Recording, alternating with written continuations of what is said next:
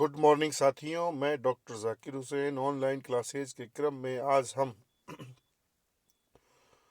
महाराणा उदयकरण अर्थात उदय सिंह प्रथम से लेकर महाराणा संग्राम सिंह और उनके पुत्र महाराणा उदय सिंह द्वितीय के काल तक का राजस्थानी इतिहास, राजस्थान में मेवाड़ का इतिहास पर चर्चा करेंगे। साथियों, महाराणा उदय सिंह प्रथम उदा अथवा उदयकरण वही व्यक्ति थे जिन्हें मेवाड़ी इतिहास में प्रथम पितृहंता कहते हैं, क्योंकि उन्होंने अपने पिता महाराणा कुंभा की हत्या की थी। और साथियों, ऐसा माना जाता है कि स्वयं उदय सिंह प्रथम की मृत्यु भी बिजली गिरने से हुई थी। यदि उदा अथवा उदयकरण अथवा उदय सिंह प्रथम के बाद मेवाड़ का कोई शासक बना तो वे महाराणा रायमल थे, और जिनका समय था 1473 से 1509। उनकी पत्नी श्रृंगार देवी द्वारा नगरी के निकट, जो चित्तौड़ में है साथियों, गोसुंडी में एक विशाल बावड़ी की स्थापना का उल्लेख मिलता है। उड़ना राजकुमार पृथ्वीराज सिसोदिया उन्हीं के पुत्र थे, जो ज्येष्ठ पुत्र थे। उनकी पत्नी ताराबाई के नाम से कालांतर में अजमेर के जो तारागढ़ दुर्ग हम जिसको बोलते हैं साथियों, अजय मेरू दुर्ग जिसको बोलते हैं, और उसका नाम तारागढ़ पड़ा। जयमल उनका छोटा भाई था। संग्राम सिंह उनका तृतीय पुत्र था। भाइयों के मध्य लंबे उत्तराधिकार संघर्ष का उल्लेख हमें मिलता है, और इस हेतु संग्राम सिंह को श्रीनगर, जो अजमेर में साथियों, के सामंत करमचंद पंवार द्वारा शरण देने का उल्लेख है। पृथ्वीराज सिसोदिया के हाथों यद्यपि संग्राम सिंह की एक आंख नष्ट हो जाने का हमें उल्लेख मिलता है, लेकिन अंततः वही शासक बनने में सफल हुए, क्योंकि वे सबसे योग्य थे। और फिर वो मेवाड़ी सिसोदिया राजवंश में एक महान सितारे की भांति राजगद्दी पर विराजमान होते हैं। महाराणा संग्राम सिंह की यदि बात की जाए साथियों, तो 24 मई 1509 से लेकर 30 जनवरी 1528 उनका समय था। और साथियों, जन्म 12 अप्रैल 1482 में हुआ था उनका, और उनकी माता का नाम रतन कुंवरी था। उपाधि हिंदू धर्म में विशेष आस्था रखने के कारण, और जेम्स टोड द्वारा उन्हें जो संज्ञा दी गई वो दी गई खंडित सैनिक अथवा सैनिक भग्नावेश, क्योंकि हम जानते हैं कि उनके अपने जीवन के बड़े संघर्ष में उन्होंने एक हाथ, एक आंख तथा एक पैर को सदा के लिए खो दिया था। संपूर्ण शरीर पर उनके 80 बड़े बड़े घाव थे, जो महान मेवाड़ी रण बांकुरे की तरह उनके शरीर से रिश्ते रहते थे, लेकिन वो एक महान योद्धा की भांति युद्ध में अपने शत्रुओं को ललकारते थे। राजपूती एकता के सूत्रधार महाराणा भी उन्हें कहा जाता है। पाती पर्वन की अर्थात पत्राचार की परंपरा द्वारा संकट काल में अन्य राजपूत शक्तियों का सहयोग प्राप्त करने का दुर्लभ श्रेय भी उन्हें दिया जाता है साथियों। और वो जो सबसे प्रसिद्ध हुए वह अपनी महान सैन्य योद्धा की उपलब्धियों के कारण ही हुए थे। और इस तरह से उसके अगर सैनिक अभियानों की बात की जाए तो खातौली का युद्ध 22 नवंबर 1517 में बूंदी में साथियों दिल्ली के अंतिम सुल्तान इब्राहिम लोधी को पराजित किया उन्होंने इस युद्ध में। और साथियों, फिर अगला जो युद्ध उनका इब्राहिम लोधी के साथ में हुआ वो था बाड़ी अर्थात धौलपुर के निकट, जो बाड़ी एक तहसील भी है धौलपुर की, में 1518 का युद्ध। इस युद्ध में पुनः उन्होंने दिल्ली के अंतिम सुल्तान इब्राहिम लोधी को पराजित किया।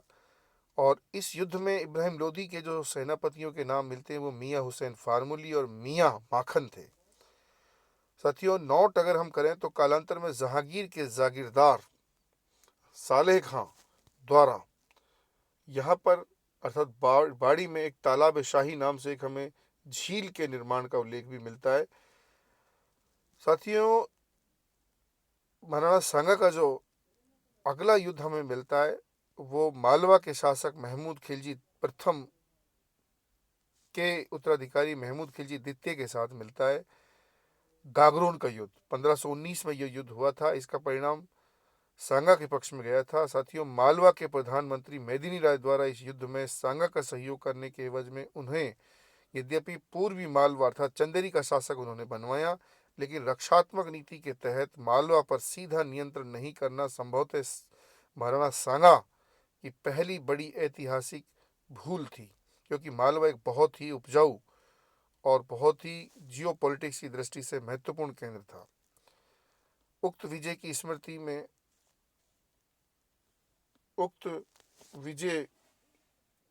स्मृति में यद्यपि उन्होंने बहुत सारे जो मालवा के जो सैनिक थे, सामंत थे, उनको लगभग 6 महीने तक गागरोन दुर्ग में बंदी बनाकर रखा।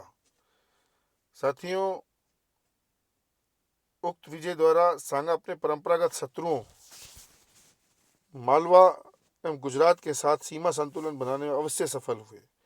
युद्ध के समय गागरोन दुर्ग पर अधिकार मेदिनी राय को उन्होंने दे दिया, यह उनका ही था। अगर बाबर के साथ उनके सैनिक अभियानों की बात करें, युद्धों की बात करें, तो बयाना का युद्ध हुआ प्रथम बार 14 फरवरी 1527 में। साथियों, बयान हम जानते भरतपुर में है, और अगर इसको कहा जाए तो ये राणा सांगा का वैलेंटाइन डे की भांति एक जश्न था। बाबर का सेनापति इस युद्ध में था मेहंदी ख्वाजा, जो उनके बहनोई भी थे। परिणाम इस युद्ध का सांगा के पक्ष में रहा। साथियों, विजय के बाद खानवा तक के लगभग 1 महीने के महत्वपूर्ण समय को भुसावर व उसके आसपास के क्षेत्र में छोटी छोटी लूटपाट में बिता देना सांगा की इतिहास में द्वितीय भूल थी। वो बहुत बड़े योद्धा थे, लेकिन कई बार इतिहास में निर्णय इस तरह के हो गए या हुए कि फिर वो आत्मघाती कदम साबित हुए। खानवा का युद्ध इसके बाद होगा। साथियों, 17 मार्च 1527 में हुआ। गंभीर नदी रूपबास तहसील भरतपुर में जगह पड़ती है। सांगा की सेना का इस युद्ध में जो नेतृत्व किया वह हसन खां मेवाती, साथियों, जिसकी राजधानी अलवर और जिनका किला बाला किला था। साथियों, राजपूताना की लगभग सभी शक्तियां इस युद्ध में सांगा की सहयोगी बनती हैं, और बाबरनामा में ये लिखते हैं बाबर की इस युद्ध में राजपूताना के 7 बड़े शासक, 9 बड़े राव तथा 104 छोटे सामंत सांगा के सहयोगी थे। युद्ध मैदान में घायल होने पर सांगा का मुकुट धारण करने वाले झाला अज्जा थे, जो बड़ी सादड़ी चित्तौड़ में एक महत्वपूर्ण जगह थी। साथियों, अगर सादड़ी की बात करें तो सिंपल सादड़ी हमें मिलती है पाली में, छोटी सादड़ी हमें मिलती है, या छोटी सादड़ी जो स्थित है वो प्रतापगढ़ में, और बड़ी सादड़ी चित्तौड़ में। घायल अवस्था में सांगा को शरण बसवा दौसा में दी गई, और ऐसा मानते हैं साथियों कि इस स्थान पर ले जाने वालों में जो महत्वपूर्ण व्यक्ति थे वो राव मालदेव थे, यानी मारवाड़ के राठौड़ वंशी राजकुमार, और बाद में शासक भी बने। यहीं पर सांगा का चबूतरा हमें मिलता है, यानी बसवा में। सैनिकों द्वारा जहर देने का घटना चक्र जो हुआ इनको, वो इरिच गांव, कालपी तहसील, जिला जालौन, उत्तर प्रदेश में। सांगा की जो छतरी हमें मिलती है वो मांडलगढ़ भीलवाड़ा में। साथियों, और सांगा की अधूरी छतरी जो हमें मिलती है उनकी पत्नी कर्मावती द्वारा स्थापित रणथंभौर दुर्ग में मिलती है। कविराज श्यामल दास द्वारा खानवा के युद्ध में सांगा की ओर से लगभग 2 लाख सैनिकों द्वारा भाग लेने का उल्लेख हमें मिलता है। साथ ही बाबर के भी इतने ही सैनिकों के भाग लेने का उल्लेख भी वो देते हैं। राजस्थान में तोप खाने अर्थात तुलुगुमा युद्ध पद्धति का पहली बार उपयोग इसी युद्ध में बाबर द्वारा करने का उल्लेख मिलता है। साथ ही बाबर द्वारा युद्ध को जिहाद यानी धर्म युद्ध तथा स्वयं को गाजी अर्थात धर्म योद्धा की उपाधि भी, और सैनिकों पर लगने वाले तमगा नमक चुंगी कर को हटाने का भी उल्लेख हमें इसी युद्ध में मिलता है। इस युद्ध में इब्राहिम लोदी के छोटे भाई महमूद लोदी के नेतृत्व में लगभग 12,000 अफगान सैनिकों को भी सांगा के पक्ष में लड़ने का हमें उल्लेख मिलता है। युद्ध में जो सांगा के महत्वपूर्ण सहयोगी थे उनमें मारवाड़ के राव गांगा, जो अपने एक युवराज मालदेव को 4,000 घुड़सवारों के साथ भेजते हैं। बीकानेर में राव जेतसी शासक थे, उन्होंने अपने पुत्र कल्याणमल को यहाँ भेजा था। आमेर के शासक थे पृथ्वीराज कछवाहा। ईडर गुजरात के शासक थे भारमल राठौड़। प्रतापगढ़ के शासक थे बाघ सिंह देवलिया। वागड़ डूंगरपुर से रावत उदय सिंह थे। साथियों, मेड़ता से वीरमदेव मेड़तिया थे। बिजोलिया से अशोक परमार थे, श्रीनगर अजमेर से करमचंद पंवार थे, सिरोही से उड़ना अखेराज देवड़ा थे, पाली से अखेराज सोनगरा जिनको रोटे राव भी कहा गया। और जो ये माना जाता है साथियों की बहुत ही महत्वपूर्ण और राजस्थानी, यूं कह सकते हैं हम कि स्टार बल्लेबाज इतिहास के महाराणा प्रताप के नाना श्री थे। जालोर से राव रामदास सोनगरा, चंदेरी जो हमने पढ़ा मालवा में स्थित है, मेदिनी राय। और इस युद्ध में हमें उनके एक विश्वासघाती सेनापति का नाम भी मिलता है जिनका नाम था रायसीन के सिलहदी तंवर। और बाबरनामा में ये लिखते हैं बाबर की बाबर को बुलावा देने हेतु सांगा के प्रतिनिधि के रूप में वही काबुल गए थे। सांगा की पराजय के जो कारण हैं उनमें एक तो उनकी सैन्य संगठन तथा युद्ध तकनीक में सांगा के सापेक्ष बाबर का कहीं अधिक सुदृढ़ शक्तिशाली होना, कमजोर गुप्तचर व्यवस्था, मालवा गागरोन व माल बयाना की के युद्ध में विजय के बावजूद सांगा की कुछ भूलें थी। सांगा के अगर पुत्रों की बात करें साथियों तो उनमें भोजराज उनका बड़ा बेटा था जो कंवरबाई से उत्पन्न हुआ था और यही मीराबाई के पति भी थे। अल्पायु में ही इनकी मृत्यु हो जाती है। इनके द्वितीय पुत्र थे रतन सिंह, उनकी माता धनबाई थी। विक्रमादित्य उदय सिंह इनके छोटे पुत्र थे क्रमशः, और उनकी माता बूंदी की हाड़ी रानी कर्मावती थी साथियों। और अब यदि हम डिग्गी कल्याण जी मंदिर का हमने नाम सुना अच्छे से, जिले टोंक में पड़ता है ये, और इसकी स्थापना का श्रेय भी हमें राणा सांगा को देने का उल्लेख मिलता है। महाराणा रतन सिंह साथियों द्वितीय इनके बाद शासक बने थे, महाराणा बने थे 1528 से 1531। 1531 में बूंदी के अहोरिया मेले में बसंत आखेट में सूरजमल हाड़ा के साथ जुआ खेल तो एक दूसरे की वो हत्या कर देते हैं। महाराणा विक्रमादित्य महाराणा रतन सिंह के साथ बाद शासक बने थे, और ये मानते हैं साथियों कि 1531 से 36 उनका समय था, जिनकी संरक्षिका उनकी माता कर्मावती थी। 1533 में गुजरात के शासक बहादुर शाह द्वितीय द्वारा चित्तौड़ पर आक्रमण, लेकिन रानी कर्मावती द्वारा रणथंभौर दुर्ग बहादुर शाह को सौंपकर परिस्थितियों के अनुकूल करने में सफलता प्राप्त करती है। लेकिन इसी क्रम में 1534 के द्वितीय आक्रमण के दौरान कर्मावती द्वारा हुमायूं की सहायता हेतु राखी के रूप में कंगन भेजने का उल्लेख हमें मिलता है, और अंततः सहायता नहीं मिलने की परिस्थितियों में 8 मार्च 1535 में बाघ सिंह देवलिया के नेतृत्व में केसरिया होता है और कर्मावती के नेतृत्व में जौहर का घटनाचक्र होता है, और यही चित्तौड़ का द्वितीय शाखा था साथियों। 1536 में यद्यपि हुमायूं द्वारा बहादुर शाह द्वितीय जो गुजरात के शासक है उसको पराजित करने का हमें उल्लेख मिलता है, लेकिन वो समय पर वहां नहीं पहुंचना या नहीं पहुंचे, तो उसकी वजह से सर चित्तौड़ का द्वितीय शाखा संपन्न हुआ। साथ ही 1537 में पुर्तगालियों द्वारा बहादुर शाह द्वितीय की दीव में हत्या भी हो जाती है जहाज में। साथियों 1536 में उड़ना राजकुमार की दासी पूतल दे से उत्पन्न पुत्र बनवीर द्वारा चित्तौड़ के कुंभा महल में प्रथम चरण में विक्रमादित्य तथा द्वितीय चरण में उदय सिंह की हत्या का हमें हत्या के प्रयास के दौरान स्वामी भक्ति त्याग व बलिदान की प्रतिमूर्ति धाय मां पन्ना धाय द्वारा अपने पुत्र चंदन की बलि का हमें घटनाचक्र मिलता है। सेविका कीरतबाई के हाथों उदय सिंह को सुरक्षा हेतु कुंभलगढ़ के दुर्गाध्यक्ष आशा देवपुरा के पास भेजने का भी उल्लेख हमें मिलता है। और हम मान सकते हैं ये कि जो दासी पुत्र थे जो पुतलदे से पैदा हुए थे बनवीर, जो उड़ना राजकुमार के अवैध पुत्र थे, तब वो महाराणा बनवीर के नाम से शासक बनते हैं, जिनका समय हमें मिलता है 1537 से 1540। चित्तौड़ दुर्ग में तुलजा भवानी मंदिर की स्थापना तथा नौकोठा अथवा नवलखा महल की स्थापना भी उन्होंने चित्तौड़ दुर्ग में की थी। साथियों चूंकि ये सामाजिक परंपरा में मान्यताओं में वेद्य पुत्र नहीं थे, इसलिए इनके खिलाफ बहुत सारे मेवाड़ी सामंतों और मेवाड़ी जो वैद्य राजकुमार थे महाराणा उदय सिंह एक लंबा संघर्ष करते हैं और अंततः एक दिन उसको पराजित करके स्वयं 1540 में मेवाड़ की राजगद्दी पर बैठते हैं। तो हम लोग अगला जो हमारा टॉपिक है वो है महाराणा उदय सिंह द्वितीय।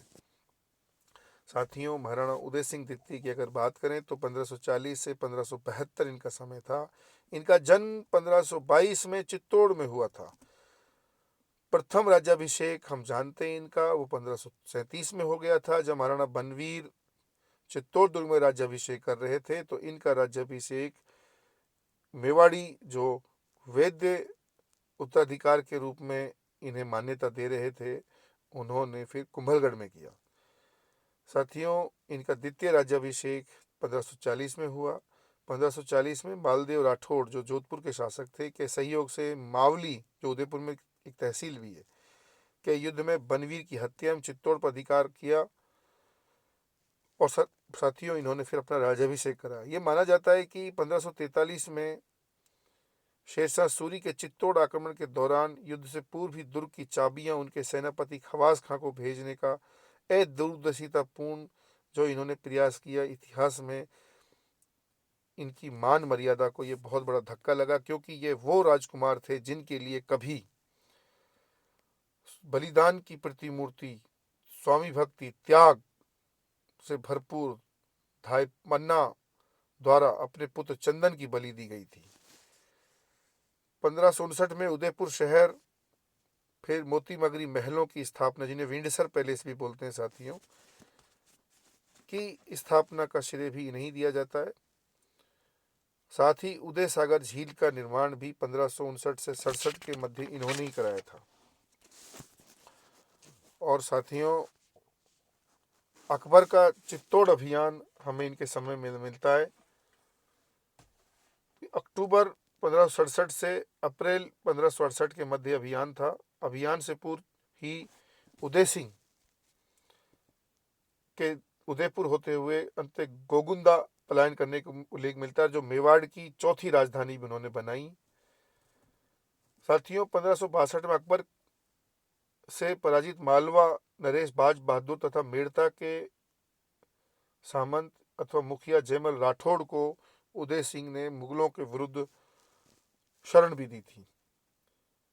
मुगल सेनापति हुसैन कुली खां के नेतृत्व में उदयपुर पर आक्रमण तथा मोमिनाबाद नाम देने को उल्लेख है। बाद में मोमिनाबाद नाम 1707 में मुगल बादशाह मुअज्जम द्वारा आमेर का नाम भी रखने का उल्लेख हमें मिलता है। मेवाड़ की ओर से युद्ध का नेतृत्व फत्ता सिसोदिया, जयमल राठौड़, मेड़तिया। जयमल राठौड़ के बहनोई थे फत्ता सिसोदिया और वीर कल्ला राठौड़, जो चार भुजा वाला देवता के नाम से राजस्थानी इतिहास में प्रसिद्ध भी है। ये जयमल राठौड़ के भतीजे थे साथियों। युद्ध मैदान में अकबर की बंदूक संग्राम से जयमल के घायल होने का हमें उल्लेख मिलता है। केसरिया जो हुआ वो फत्ता सिसोदिया के नेतृत्व में, जौहर हुआ फत्ता सिसोदिया की पत्नी फूल कंवर के नेतृत्व में। और इस तरह साथियों, चित्तौड़ का तीसरा साका संपन्न होता है।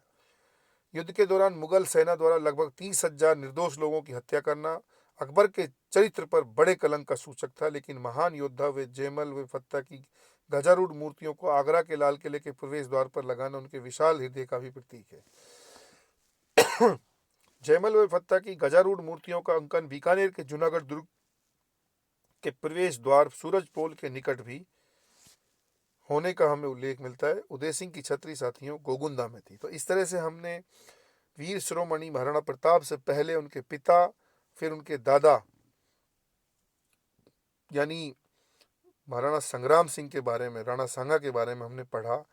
एक बात महत्वपूर्ण है साथियों, ये माना जाता है कि यदि राणा सांगा और वीर शिरोमणि महाराणा प्रताप के मध्य उदय सिंह जैसा चरित्र नहीं होता और फिर एक कोई और महान शासक होता, तो दुनिया के इतिहास में इससे बड़ी कोई तिकड़ी नहीं हो सकती थी, क्योंकि ये दोनों छोरों पर दो बहुत महत्वपूर्ण शासक थे, यानी राणा सांगा और उनके पौत्र वीर शिरोमणि महाराणा प्रताप।